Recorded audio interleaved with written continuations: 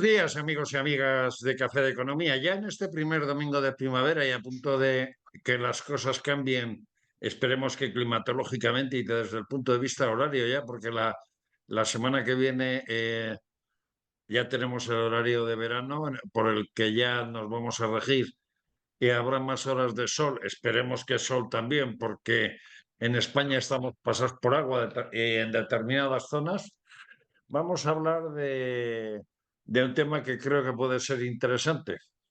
Como todos sabéis, en Factores de Poder, bien en los programas de Diálogos en Libertad, hemos tocado distintos aspectos de la política norteamericana desde el punto de vista de la geopolítica, desde el punto de vista de la política interior y de las actuaciones que está llevando a cabo el nuevo presidente de los Estados Unidos, que ya ha cumplido 2 meses y un día.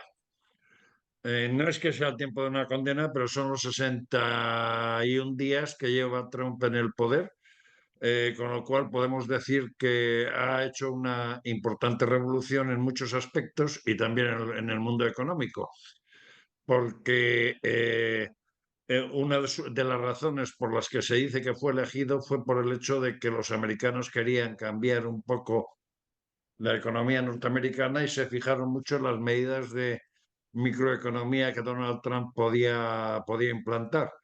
Pero estas medidas y su manera de hacer política parece que no están dando resultado porque tanto la Fed no ha tocado los tipos de interés de momento y parece que la inflación está de alguna forma desbocada.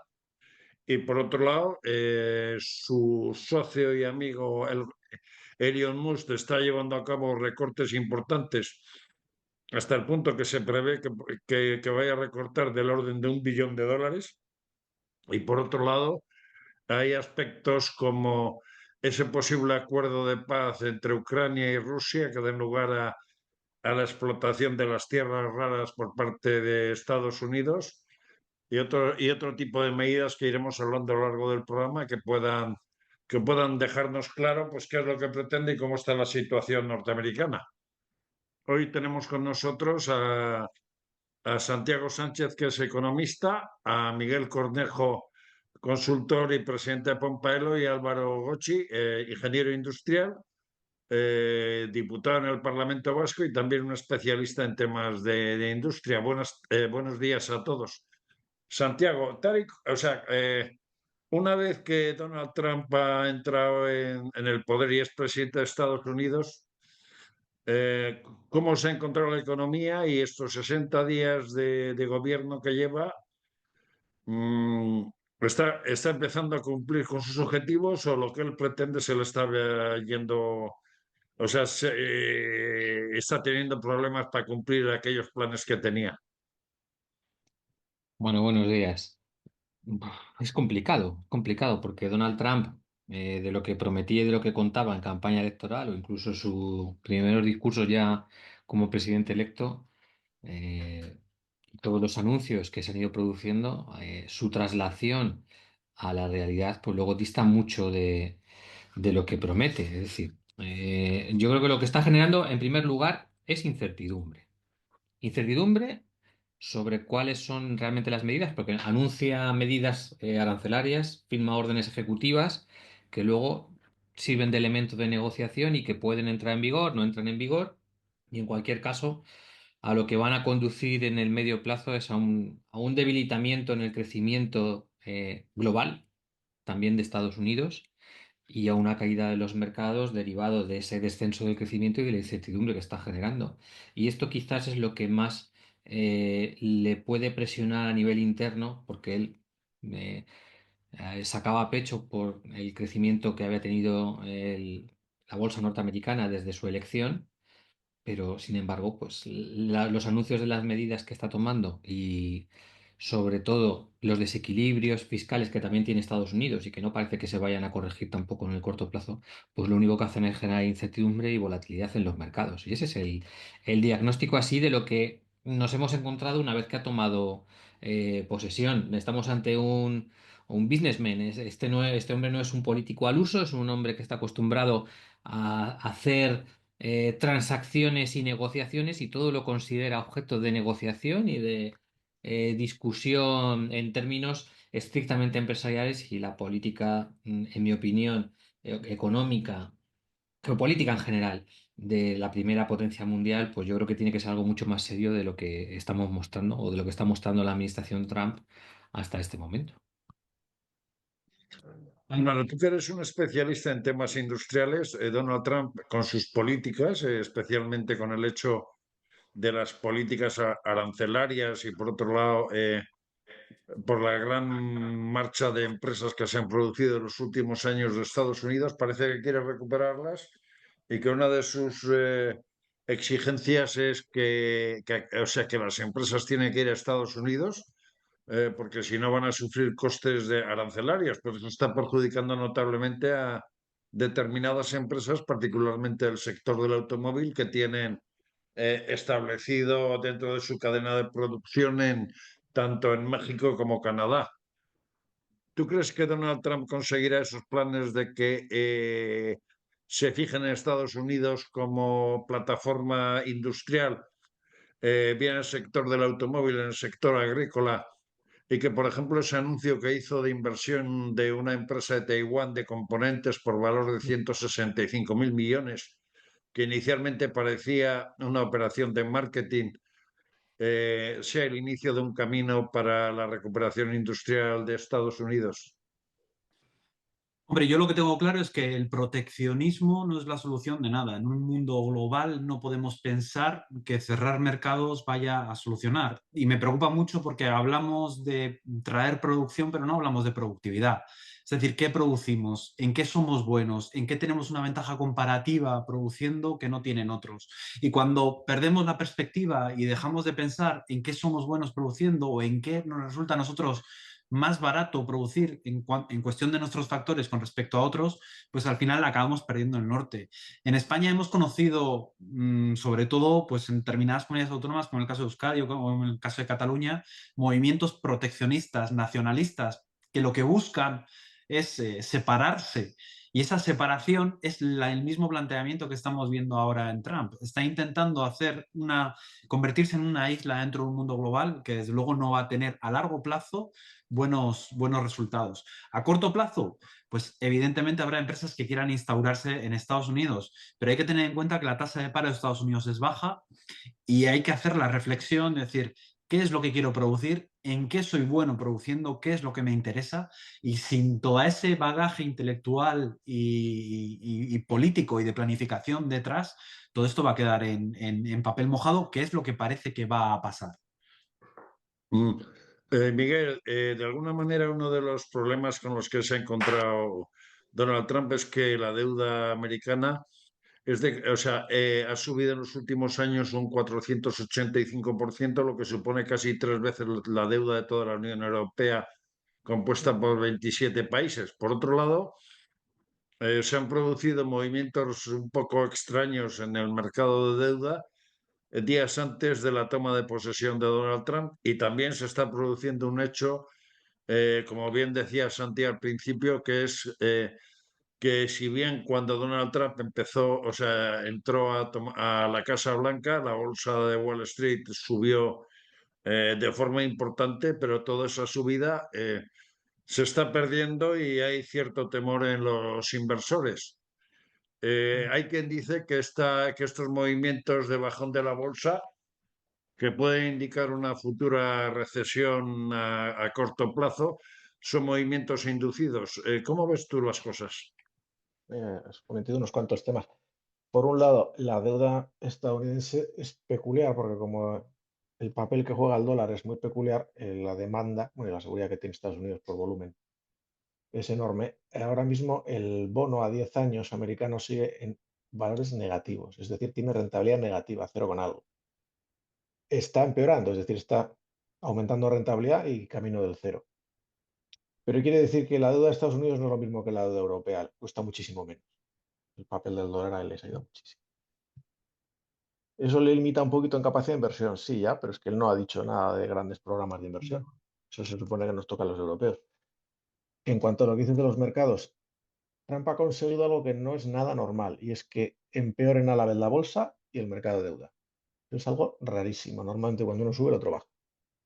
¿Cuándo pasa esto? Cuando hay un nivel de incertidumbre curioso, importante, que es un poco lo que decía antes Santi. Lo que está consiguiendo Trump con esto es que no sepan hacia dónde van a ir las cosas. El Banco Central, o sea, la Reserva Federal, probablemente no toque los tipos porque no sabe si subirlos, porque se supone que los aranceles hacen subir los precios, por lo tanto aumenta la inflación, o mantenerlos o bajarlos para impedir que precisamente esa subida de precios afecte, como parece que va a afectar, a la economía y la debilite. Es decir, está creando tal nivel de incertidumbre que la gente no sabe en qué dirección ir.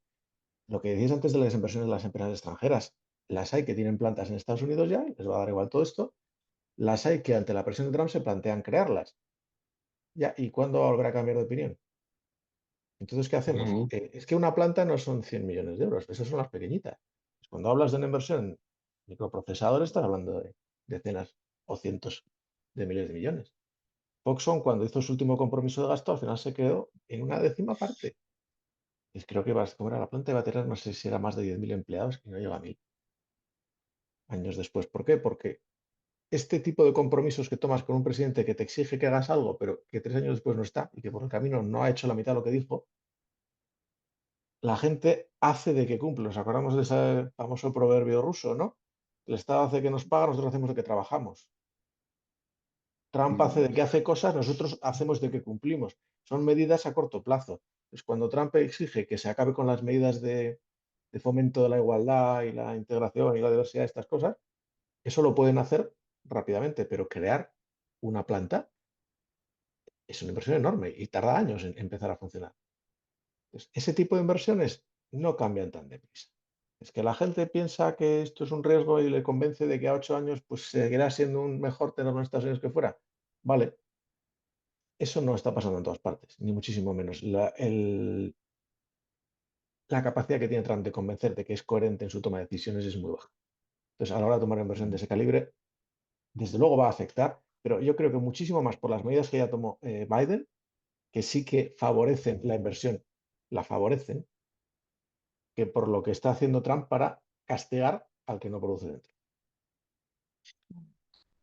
Santiago, vamos a ver, dentro de estos movimientos del mercado en el que, o sea, se dice, como comentaba antes, se dice que están induciendo esa bajada de la bolsa para que la bolsa deje de ser rentable y que las manos fuertes del mercado, vamos a decir, bajen la bolsa hasta tal punto de que el inversor se fije más en la compra de bonos americanos y la deuda pública, con lo cual pueda sanear un poco esa situación. Y también se está produciendo otro hecho importante, y es que, por ejemplo, uno de sus mayores enemigos en esta pseudoguerra comercial que ha iniciado Trump desde el punto de vista de aranceles, concretamente China, es el mayor tenedor de deuda pública norteamericana, y se da la circunstancia de que de tener 1.300.000 millones de dólares en deuda pública comprados por parte de China, se ha deshecho de medio billón de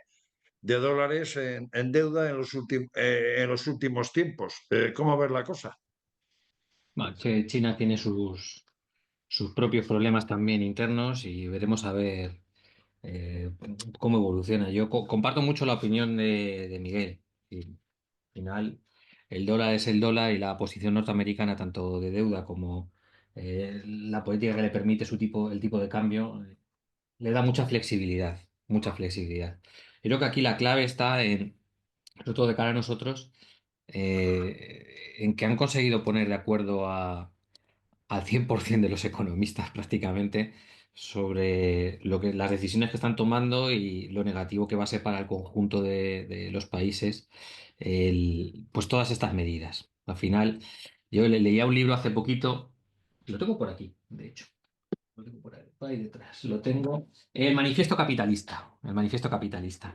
Y en uno de los primeros capítulos, además, explica cómo el libre comercio y la globalización lograron que entre el año 2000 y el 2022 la pobreza extrema en el mundo se redujera pues, de tasas de casi del 30% al 8,9%. Es decir, o si lo comparas con 1984, que era del 40%, pues es una barbaridad. Es decir, al final, el libre mercado, la globalización, lo que ha hecho es disminuir la pobreza y de verdad me parece increíble que estemos con este tipo de políticas, como decía también Álvaro, de caray. el año que viene es que se van a cumplir 250 años de que Adam Smith escribiera La riqueza de las naciones. Es que hemos vuelto, parece que hemos vuelto 250 años atrás y que tengamos que seguir explicando que la riqueza genuina de las naciones viene determinada por la producción y por el libre comercio, pues es tremendo. Aquí China es el gran rival, como tú muy bien dices, a nivel de deuda, a nivel comercial, el eje para ellos no miran el mapa como nosotros, donde tenemos Europa en el centro, su eje es la zona Indo-Pacífico y el gran problema y el gran rival de Estados Unidos es sin duda China. Y ahí es donde va a poner todos los esfuerzos. Perdona, Santiago, con China además se da una circunstancia que es la siguiente. China no le va a competir a Estados Unidos desde el punto de vista militar, pero sí en cuestión de tecnología. Y luego, por otra parte, China está llevando a cabo una política, en cierto modo, inteligente, que es la de hacerse de suministros. Y una de las formas que puede atacar a Estados Unidos es, por ejemplo, en el sector del automóvil y en la agricultura en el medio oeste norteamericano, ¿no? Eh, Ten en cuenta que China, además del impulso fiscal que tienen y las ayudas que dan a toda la industria de la automoción, los costes de producción estructurales que tienen en China pues son infinitamente más económicos que los que puede, evidentemente que Europa, pero también que Estados Unidos. Y luego a nivel de energía, como factor determinante también de la competitividad industrial, pues China pues va a escape libre. A pesar de que Estados Unidos, pues también con el Grill Baby Grill, su situación es muy distinta también y es mucho más competitiva. Yo es que de verdad, cuando luego te vas a Europa y ves cómo nos cuesta 4 y 5 veces más el gas o la energía que Estados Unidos, pues es terriblemente decepcionante. Aún así, insisto, nosotros Trump de cara a nosotros lo que va a hacer es corregir el déficit comercial que tiene, que son 235.000 millones con Europa, que es lo que realmente a él le preocupa, ese déficit comercial. Que España tiene superávit con nosotros, que esto es algo que muchas veces no sé cómo no se pone más en valor, que realmente ellos tienen un superávit comercial con España de 10.000 13 millones de euros el año pasado, en 2024. Es decir, singularmente España no es el gran problema de Estados Unidos a la hora de diseñar las políticas arancelarias, sino que son pues, los países de Centro Europa, aunque actuemos como conjunto. Y eso es De lo que hecho, él se está quiere produciendo cerrar. una cosa como anécdota. Ahora resulta que Estados Unidos, dentro de lo que es la cesta de la compra, tiene un grave problema con los huevos, con esas docenas de huevos que se compran en los supermercados. Y España, que es el cuarto productor de huevos en Europa, o sea, tiene una producción que le podría arreglar el 10% de las necesidades en huevos en los Estados Unidos, ¿no? O sea, y de hecho se dice que en estos días se está negociando para que importar huevos desde España a Estados Unidos. Se ha importado mucho más desde Estados Unidos. Una vez que entró Trump y anunció las primeras medidas, ha habido un tirón de todo lo que han sido exportaciones nuestras hacia Estados Unidos, porque las propias empresas norteamericanas lo que han hecho es proveerse de stock y de material, todo lo que han podido, pensando pues, en las medidas que iban a entrar el 2 de abril. Es decir, que vamos a ver en qué se concretan, Eugenio. Es que esto está siendo, y lo hemos visto con Canadá y con México, que son herramientas de negociación para Trump y veremos a ver cómo se concreta. A nosotros, desde luego, sobre todo regiones como la mía, que es muy dependiente de la industria agroalimentaria, que se ha hecho un esfuerzo durante muchas décadas para meter el queso manchego, por ejemplo, en Estados Unidos y se ha crecido con los vinos. Es muy complicado, sobre todo si tenemos que padecer aranceles del 200%, como es el caso de los vinos, pero insisto, es que tenemos que ver porque me da a mí que hay mucho más de anuncio y de herramienta de negociación de lo que terminará concretándose. Ahora que dices de la industria agroalimentaria, tú sabes que yo vivo en Almería y, por ejemplo, el pimiento de Almería va a ser muy afectado, pero se están buscando mercados en Asia para suplir el daño que puedan hacer los aranceles norteamericanos. Pero también hay otro aspecto interesante que tú has comentado, Santiago, que se lo voy a preguntar a Álvaro. Álvaro, dentro de lo que es su área geográfica, Donald Trump ha implantado aranceles muy potentes a México, ha implantado aranceles muy potentes a Canadá, pero ha tenido que frenar un poco por el hecho siguiente. Por ejemplo, en el sector del automóvil, grandes empresas del automóvil como Ford, General Motors, Pontiac y otras, que tienen plantas de fabricación de vehículos y también de baterías y tal, tanto en México como en Canadá, se están encontrando con que el producto de su fabricación se puede encarecer entre 4 y 10.000 dólares debido a esos aranceles. O sea, ¿por qué? Y se da el caso de que, por ejemplo, la Ford, las carrocerías las hace en un sitio, los motores los hace en otro, las baterías en otro, y claro, la entrada y salida de ese coche que va de Estados Unidos a México, de México a Canadá y de Canadá a Estados Unidos, supone un incremento importante de precio a causa de los aranceles. Desde ese aspecto, Trump se está equivocando. O sea, a ver, Estados Unidos y las grandes empresas norteamericanas, dígase Apple y dígase otras, han ido buscando mano de obra barata y que el producto fuera de calidad, pero barato. Y se han centrado en Asia, lo que ha hecho que, como siempre, los asiáticos te copian todo y que incluso te mejoren el producto. Hoy por hoy en la industria norteamericana, esas decisiones tomadas atrás y estas decisiones que se están tomando, no, o sea, le pueden perjudicar en esa necesidad y en ese espíritu de querer ser, de querer seguir siendo ese país hegemónico y la primera potencia mundial que parece que está en duda en este momento.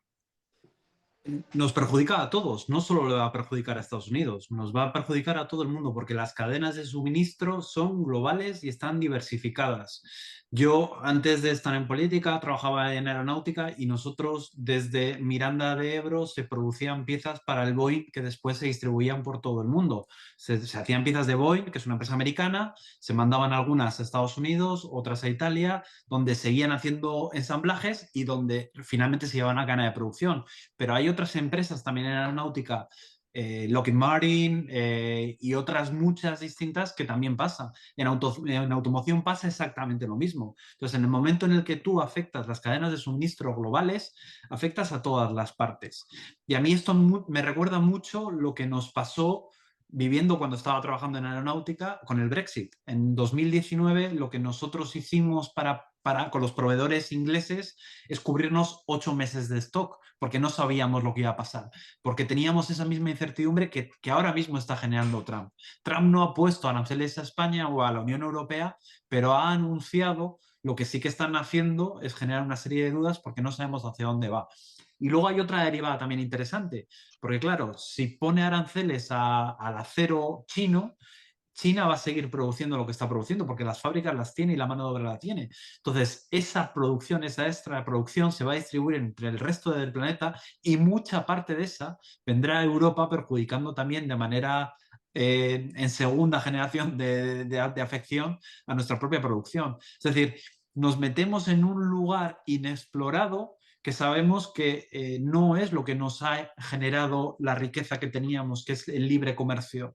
Todo lo que sea cerrar, restringir, prohibir, es pobreza. Y por eso en mi primera intervención hacía la relación con el nacionalismo, que siempre se llenan la boca de lo mío es mejor que lo tuyo, yo soy más, yo quiero cerrar, los míos. Nosotros aquí en Euskadi siempre hemos tenido un problema con este nacionalismo extremo que llamaba, bueno, pues llamaba hasta a expulsar y hasta a separar a la gente que no había nacido en Euskadi. Y se ha visto que eso es una de las condiciones por las cuales Euskadi ha bajado dentro del peso nacional, porque no hemos sabido utilizar las fortalezas que nos añaden todas las personas que han venido a trabajar con nosotros. Y Trump, poner barreras, poner fronteras, poner limitaciones al comercio, es querer poner fronteras, barreras al campo. Y sí que hay una cosa que se ha dicho antes, claro, cuando tú planteas la construcción o la inversión de una planta industrial, desde que pones la primera piedra o desde que tienes el primer plan para fabricarla, para instalar la fábrica hasta que empiezas a fabricar, pueden pasar fácilmente 8, 9, 10 años, no solamente en Europa, en Estados Unidos también. Entonces hay que pensar que estas inversiones son a largo plazo y que en el momento en el que estén implantadas estas industrias, Trump ya no estará.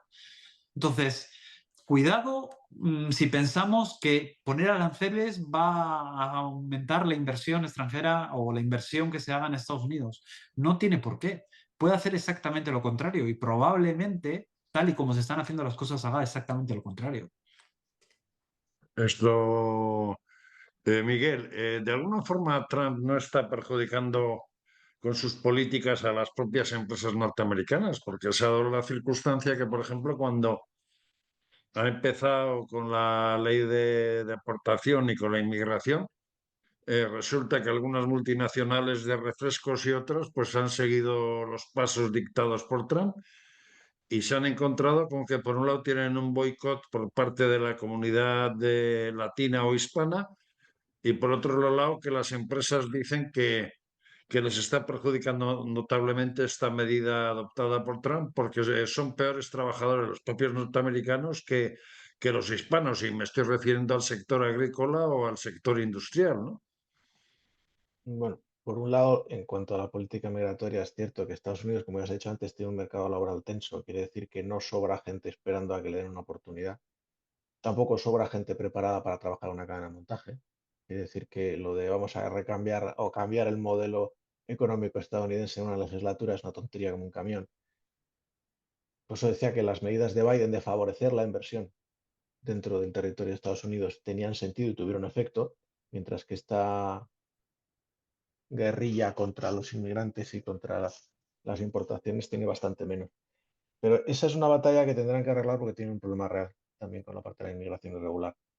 La parte de los aranceles, a ver, es que, ¿cómo decirlo? Trump es la respuesta equivocada a un problema que sí que es cierto, que sí que existe. Cuando decís el comercio libre, cuidado, lo que teníamos no era comercio libre, era, es lo que dice Trump, que es que han abusado de nosotros. No es mentira. Cuando querías invertir en China tenías que contar con un socio local aprobado por el gobierno que tenía acceso a toda tu propiedad intelectual. Y tenías además una situación en la que bastaba que te dieran un permiso para que se te cogiera la empresa. Y cuando por el camino los ingenieros que habías formado ahora estaban en una empresa recién financiada por el Estado para competir contigo, te encontrabas con que en 10 años has educado y criado a tu competidor. Es decir, se llama competencia desleal. Entonces, eso de comercio abierto, bueno, eso está muy bien cuando se juega con lealtad, cuando todo el mundo sigue con unas reglas más o menos comunes. Estados Unidos, por simple motivo de costes, y cuando digo Estados Unidos quiero decir todo Occidente, también lo hemos hecho en España, pero sobre todo América, Estados Unidos, se ha integrado con China por cuestiones de costes, de tal modo, perdón, que me acaban de interrumpir oportunamente, he perdido completamente el hilo. Y lo que quiero decir es, lo que le ha sucedido a Estados Unidos es que efectivamente lo que dice Trump es verdad, se ha desfondado, parte de su industria se ha ido por cuestión de costes a otros sitios y esos costes estaban manipulados. Es decir, cuando ahora tenemos una industria china capaz de exportar más placas solares que el resto del mundo juntos, es porque se ha financiado con dinero estatal un exceso de capacidad tal que simplemente para cubrir los variables tienen que vender como sea. Y lo mismo prácticamente con el coche eléctrico. Se ha creado una industria a base de financiarla desde el Estado. Algo que nosotros no toleramos a nuestros vecinos ni siquiera en Europa. Es decir, cuando un país da ayudas a su propia industria que le favorecen desproporcionadamente, la Unión Europea se lo prohíbe. Es decir, hay unas reglas para eso. Y sin embargo, en China se está haciendo sistemáticamente durante décadas. Es decir, ¿estamos jugando en igualdad de condiciones? No estamos jugando en igualdad de condiciones. ¿Libre comercio? Cuidado, no. Una cosa es tener tus fronteras abiertas para que te vendan cosas y otra cosa es que existe el libre comercio cuando al otro lado no hacen lo mismo. Entonces, Trump dice, pues ahora recíproco, donde no me dejen entrar, no dejo entrar. Me pones un 20, te pongo un 20. Eso es una respuesta estúpida, hablando en plata, porque no funciona. Simplemente gestionarlo es mucho más caro que lo que se beneficia. Pero de ahí a que no haya una situación que necesite corregirse, la hay. Y luego hay otro problema, como hemos visto con Rusia.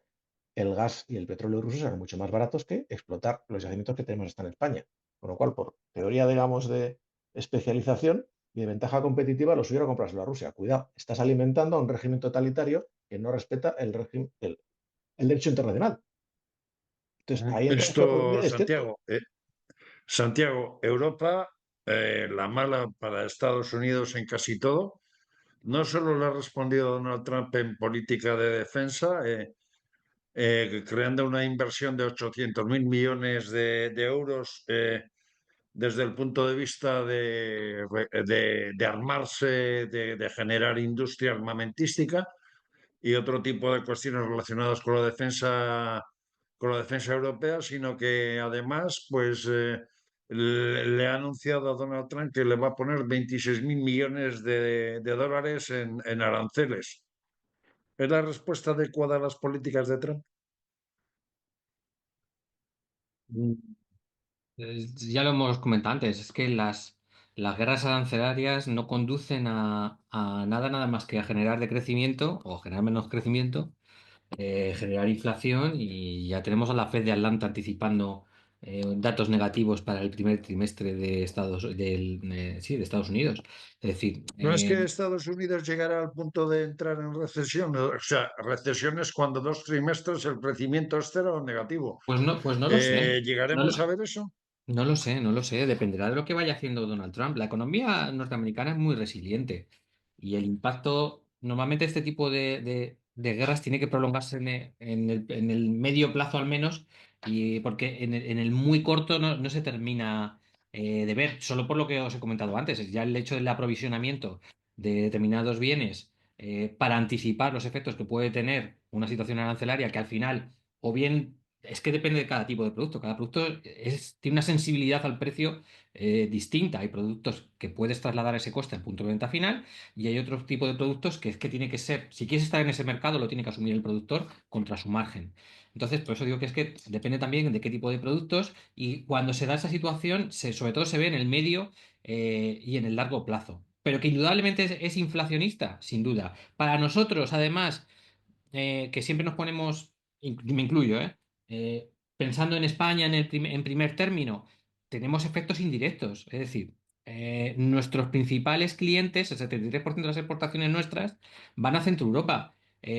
Francia y Alemania, si se terminan imponiendo aranceles, Europa responde, Trump subirá, hará un órdago buscando un símil en el MUS, pues entramos en unas dinámicas que, sobre todo si en Centro Europa se atascan, nosotros nos veremos afectados de manera indirecta también. Es decir, que es que ese tipo de guerras y de subidas de aranceles hay que ser muy cuidadoso, porque de verdad es que tiene consecuencias. Ojalá y no hubiera ningún tipo de aranceles, y lo que tendríamos que ser es mucho más flexibles y estar en dinámicas mucho más distintas, siempre y cuando pues, se introdujeran productos con estándares similares. Y vuelvo a acordarme de la alimentación y con las cláusulas espejo, de que lo que se lucha es por tener productos que vengan de otras zonas, y estoy acordándome pues del norte de África, de Marruecos, donde se introduzcan en el mercado español, pero con los mismos estándares que les pedimos a los productos nuestros. Ya está, pero eh, si fuéramos mucho más flexibles en cuanto al libre comercio, pues evidentemente sería todo mucho más fácil. Las guerras arancelarias no conducen a ningún sitio. O sea, ese tipo de respuestas y de amenazas contra amenazas, hay que ser muy diplomático, y creo más en el trabajo callado y en el trabajar bien las relaciones bilaterales y en entender cuáles son nuestras fortalezas para ponerlas en valor de cara a entendernos con la administración norteamericana, que a las grandes declaraciones, a los grandes titulares, que lo único que hacen es pues introducir ruido en cuestiones que tenían que ser mucho más, en mi opinión, mucho más discretas y de tejer, no perder ese lazo transatlántico que siempre ha tenido España, que siempre ha tenido Europa con Estados Unidos. Al final es nuestro socio, y como decíais antes, y Álvaro me parece que lo comentaba, pues Trump pasará y Estados Unidos tendrá que seguir siendo un socio estratégico nuestro en el futuro. Por eso pienso Bueno, que pero en el caso de Trump, Santiago, se da una circunstancia, y es que eh, y tiene una legislatura un poco especial porque no puede concurrir como cualquier presidente norteamericano a 2 mandatos seguidos, que sería lo lógico, a los 8 años. Y luego, por otra parte, a los 2 años en Estados Unidos se hace, vamos a decir, como unas pequeñas elecciones en las que pueden cambiar las mayorías de Congreso y Senado, que en este momento son pro-Trump completamente, ¿no? Y hablando de esto, Álvaro, ¿tú crees que de alguna forma esta precipitación de tener que hacer todo rápido en año y medio, 2 años, para dejar huella primero como presidente norteamericano, segundo por sus políticas y demás, que le pueda estar haciendo actuar de una forma inconsciente y precipitada, y que al fin y a la postre pueda dar lugar a perjudicar a la economía y a la industria norteamericana? A ver, yo parto de la base que toda guerra comercial en este caso se producen ganadores y perdedores. Hay que ver en el lado en el que estamos y hay que ver qué tipo de producción nosotros exportamos y qué es lo que importamos, qué nivel tecnológico tiene. Si las importaciones que nosotros recibimos de Estados Unidos las podemos sustituir con otras importaciones de otros países a precios equivalentes, estaremos en el bando de los ganadores, pero si nuestras exportaciones dejan de tener valor o dejan de poderse exportar igual por los aranceles y tenemos la necesidad de seguir importando en la misma manera, estaremos en el bando de los perdedores. Desde luego tengo la sensación que ahora mismo estamos en el lado de los perdedores, pero todavía no hemos dicho la última palabra y podemos cambiar las reglas de juego. En cuanto a Trump, yo sí que tengo la sensación de que el personaje se lo ha comido. Es decir, él prometió en campaña y en los primeros meses de esta legislatura que está acabando de empezar, como decíamos antes, 2 meses únicamente, pero sí que prometió que el precio del petróleo iba a bajar para favorecer que haya una paz en Ucrania porque perjudicaba a Rusia. No lo ha conseguido. Intentó convencer a los Emiratos Árabes para que produjeran más petróleo y bajar el precio y sigue anclado en los $70. Prometió una serie de cosas que son completamente imposibles de realizar y por mucho que quiera no lo va a lograr. Cualquier acción que tome con la inmigración en Estados Unidos va a afectar al mercado laboral, porque no tienen una tasa de paro reseñable. Y si pones más limitaciones y más barreras, vas a tener problemas para producir y si no produces, necesitas importar. Y hay un tema interesante que habíamos hablado al principio sobre la presencia de tierras raras y cómo hay países que se posicionan en las tierras raras. Claro, España tiene tierras raras, pero no las estamos explotando. De la misma forma que nosotros podríamos producir gas por fracking y no lo estamos haciendo. Es decir, tenemos que revisar lo que estamos haciendo y por qué es mejor comprar el gas producido con fracking a Estados Unidos y no sacarlo nosotros mismos. Hay determinados comportamientos que aceptábamos como normales hace un año que ahora deberíamos de revisarlos porque el mundo ha cambiado y si no estamos en el lado de los ganadores es porque estamos en el lado de los perdedores y es ahí hacia donde nos estamos abocando. Hablando de esto que decía Álvaro, Miguel, Elon Musk, el dueño de Tesla, que por cierto se ha dado un batacazo brutal desde que está en el equipo de gobierno como asesor de Donald Trump, no ha perdido nada más y nada menos que 120.000 millones de dólares en sus empresas. Parece ser que le interesaba mucho México por el tema del litio. También le interesan las tierras raras de Ucrania y parece ser que su objetivo también de alguna forma está en abrir unas líneas de mercado con Rusia para modernizar Rusia porque está en una situación absolutamente delicada por las sanciones y todo este tipo de cosas. Eh, pero tiene la visión acertada y por otro lado, despreciar como desprecia un mercado de 400 millones de habitantes como es el mercado europeo, ¿no es un error desde un planteamiento político-económico? El micrófono, Miguel. Micrófono, por favor. Sobre lo de las tierras raras, la gente se olvida de que unos lugares donde más hay es el propio Estados Unidos. Otra cosa es que tampoco las explotan, porque tienen un impacto medioambiental alto. Entonces, así como con el fracking tienen tolerancia, hay otras cosas que todavía prefieren que se extraigan donde nadie protesta porque no le dejan. Con lo cual, ese tema los necesitan un suministro y ellos también, y nosotros también tenemos que cambiar efectivamente de actitud respecto a lo que estamos dispuestos a tolerar a cambio de un poquito de seguridad. Porque no es a ver, no sea la primera vez que China corta el acceso a una de esas tierras. Sobre si perjudicará o no perjudicará, está claro que les va a perjudicar. Pero vamos a ver, yo creo que la gente no se acuerda porque es historia antigua. La última vez que hubo una guerra de tarifas mundial, la política se llamó Beggar Thy Neighbor, que viene a traducirse como empobrece a tu vecino. La gente, esto fue en la época que acabó en la Gran Depresión, para entendernos, o sea, lo que es la puñetera Gran Depresión fue el resultado de una guerra de tarifas. Cuando la gente tenía miedo, porque en aquella época, como había el estándar oro, si importabas más de lo que exportabas, te quedabas sin oro, con lo cual se afectaba a tu masa monetaria, con lo cual tenías un problema real, cosa que ahora no sucede, por cierto. Bueno, la manía esta que tenemos por la balanza comercial tiene su historia. Pero en aquella época, para evitar que saliera oro, empezaron a ponerse tarifas, se cruzaron tarifas, se subieron tarifas y ahora órdago y acabó como acabó la cosa. ¿Vale? Con todo el oro en Estados Unidos y el resto del mundo, pues eso, unos, y recordemos que una de las razones de que Hitler reavivara Alemania fue que dejó el patrón oro. ¿Vale? Llegamos a ese punto. Entonces, las guerras de tarifas son perjudiciales sin ninguna duda. Siempre. ¿Estados Unidos tiene algo lo que ganar? Relativamente poco. Tiene una inflación garantizada. Tiene muy pocas palancas para atraer industrias nuevas.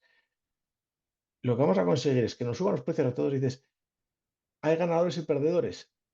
Habrá quien pierda más y quien pierda menos, pero que vuelva a producirse una situación como la del 29, recordemos, Estados Unidos ganó y tuvo la Gran Depresión. Vamos a ver cómo están las cosas. Entendámonos. Y la siguiente vez que hubo algo parecido a un intento de tarifas y bloqueos y no te exportó, fue lo que se le hizo a Japón antes de que entrara en la Segunda Guerra Mundial, en resumen. Es decir, cuidado con este tipo de bloqueos porque si empezamos con pues yo no te dejo acceso a esto, yo no te dejo acceso a lo otro, se llega a las manos porque lo necesitas para vivir. Entonces, a eso no vamos a llegar. Y si no estamos dispuestos a llegar hasta el órdago, ¿para qué hacemos el paripé? Que hay que cambiar el orden mundial en el sentido de que el comercio tiene que organizarse de una manera que no sea manifiestamente injusta para unos y para seguro, pero que el modo es órdago y verás la que te hago y ahora te amenazo con esto y mañana te amenazo con otro y no mantengo lo que digo.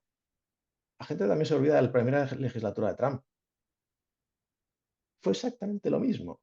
Show detrás de show, intento detrás de intento, escenificación tremenda que luego detrás, a los 2 meses, no quedaba nada. Más que la sensación de qué ha pasado aquí.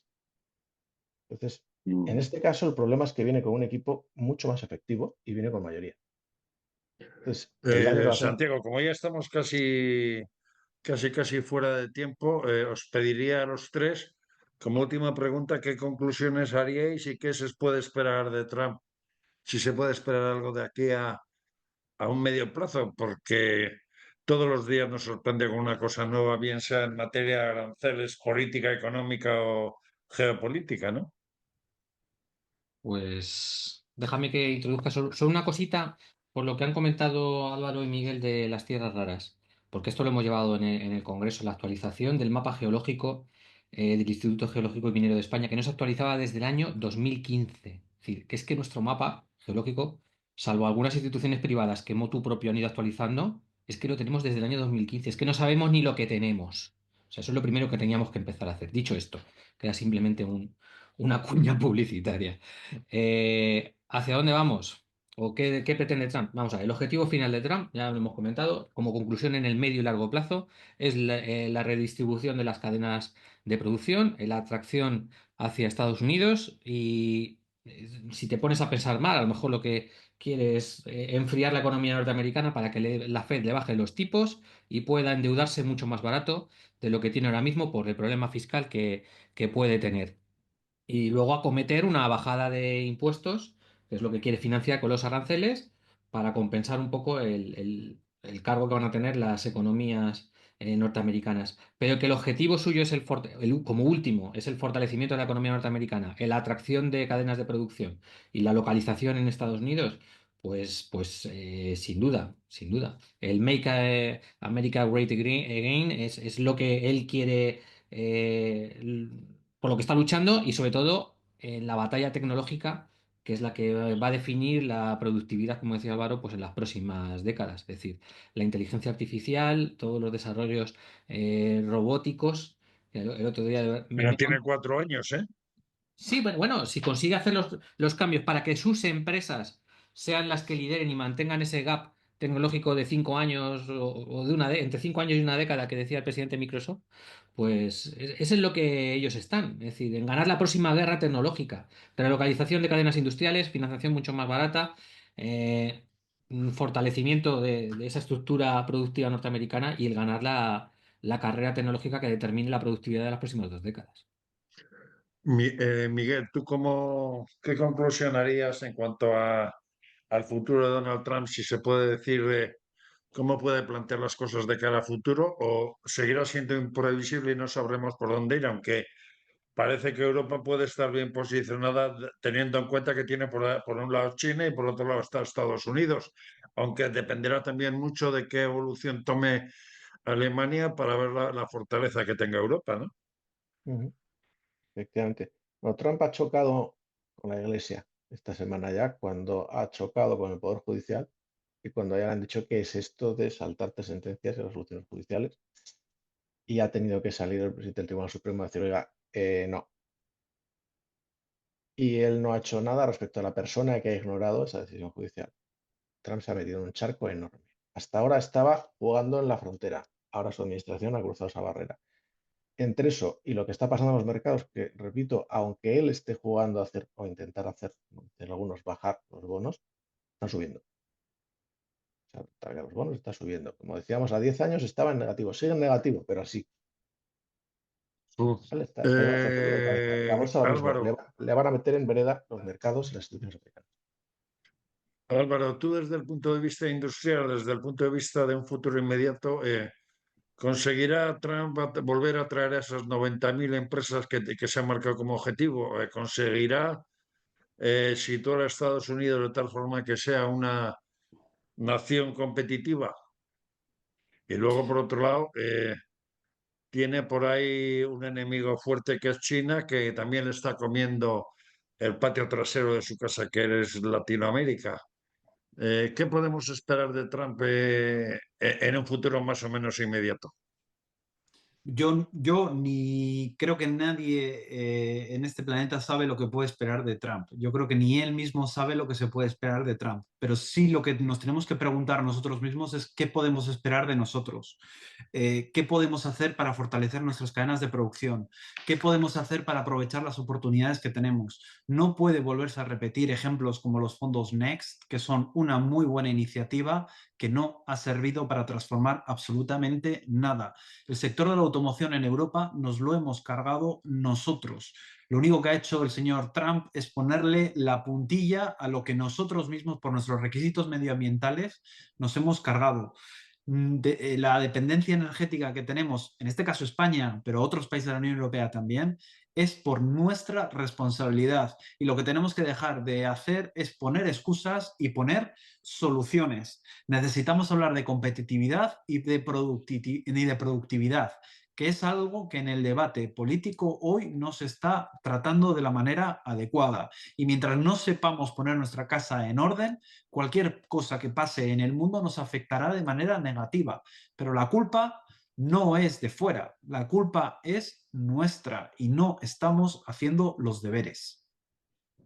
Pues con lo que ha dicho Álvaro Gochi, cerramos por esta semana el Café de Economía con una charla tertulia que creo que ha sido interesante y que nos define un poco cuál puede ser el planteamiento económico de Donald Trump. O sea, hemos dejado un poco de lado problemas de la seguridad social en donde se decía que estaban pagando pensiones a personas de 150 años y que si Elon Musk pues está con el serrucho o con la serradora o con la sierra eléctrica recortando departamentos de la administración norteamericana que quiere recortar $1 billón y que por otro lado parece ser que jueces, militares y tal pues le están dando el alto hasta el punto de que el secretario de Estado de Turismo y perdón, de Transportes y algún otro secretario de Estado le llamó la atención por echar a gente de determinados departamentos de la administración norteamericana sin consultar con el ministro de turno, que en este caso sería el secretario de Estado, ¿no? Pues amigos y amigas de Café de Economía, esto ha sido todo por esta semana y hasta la semana que viene, que seguiremos estando a las 9 de la mañana aunque se produzca el cambio de horario. Gracias por todo y os esperamos. Buena semana.